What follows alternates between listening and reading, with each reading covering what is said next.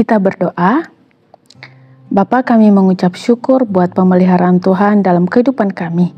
Saat ini Tuhan, kami rindu mendengarkan firman-Mu. Kiranya Tuhan mempersiapkan hati dan pikiran kami menjadi tanah yang subur. Di dalam nama Tuhan Yesus kami berdoa dan mengucap syukur. Amin. Matius pasal 4, ayat yang keempat, beginilah firman Tuhan. Tetapi Yesus menjawab, ada tertulis, manusia hidup bukan dari roti saja, tetapi dari setiap firman yang keluar dari mulut Allah. Saudara, di Inggris ada seorang Kristen yang menulis sebuah surat kepada editor sebuah surat kabar atau koran. Dia mengeluh kepada para pembaca bahwa dia merasa sia-sia selama ini pergi ke gereja setiap minggu. Ia merasa sia-sia membaca firman, mendengar khotbah. Saudara, tulisannya demikian.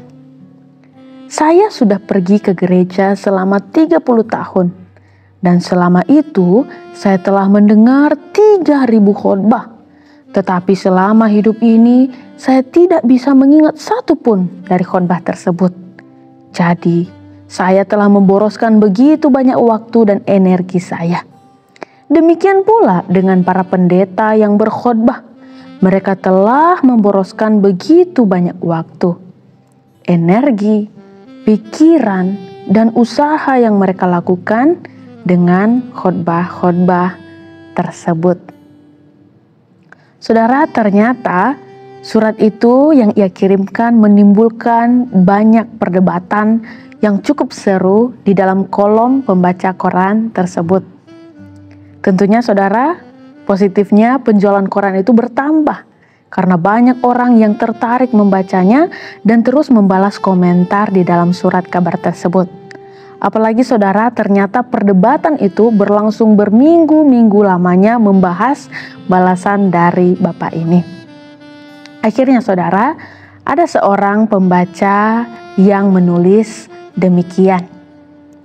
Saya sudah menikah 30 tahun lamanya. Selama hidup ini, istri saya telah memasak 32.000 jenis masakan. Namun saya tidak bisa mengingat satu pun jenis masakan yang disiapkan oleh istri saya. Walaupun demikian, saya tahu jelas bahwa masakan-masakan itu telah memberikan saya kekuatan yang baru untuk bekerja. Seandainya saja istri saya tidak memberikan makanan itu kepada saya, maka tentu saja saya sudah lama meninggal dunia. Saudara, akhirnya sejak saat itu tidak ada lagi yang berkomentar tentang betapa sia-sianya ke gereja dan mendengar khotbah. Saudara, seringkali di dalam kesibukan kita sehari-hari, baik itu kita yang bersekolah, kuliah, bekerja, setiap harinya seringkali kita bertanya, buat apa sih kita baca firman, dengar khotbah, tiap minggu ke gereja? Bukankah semuanya itu adalah hal yang sia-sia dan tidak menghasilkan apa-apa buat saya? Kita tidak mendapatkan uang, justru waktu kita terbuang.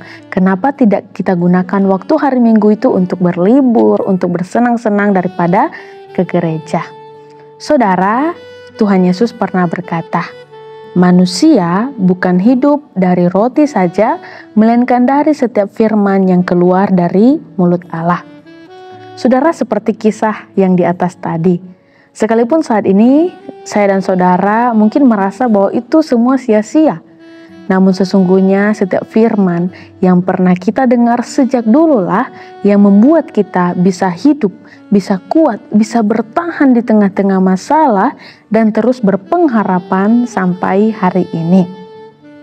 Saudara, sekalipun tampaknya itu tidak membuahkan hasil apa-apa, kita tidak menyadari apa sih perubahan. Namun sesungguhnya setiap kita membutuhkan firman Tuhan.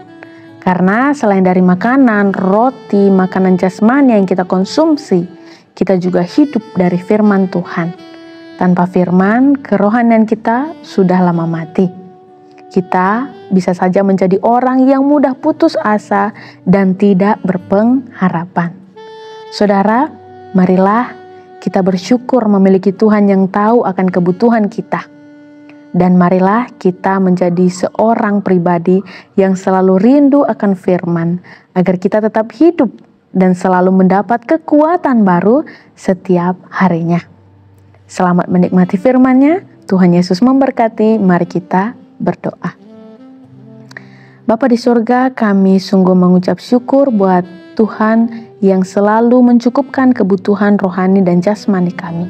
Saat ini Tuhan, kami telah mendengar firman-Mu, kiranya Tuhan yang memberkati kami menjadi pelaku firman-Mu. Terima kasih Tuhan, di dalam nama Tuhan Yesus kami berdoa dan mengucap syukur. Amin.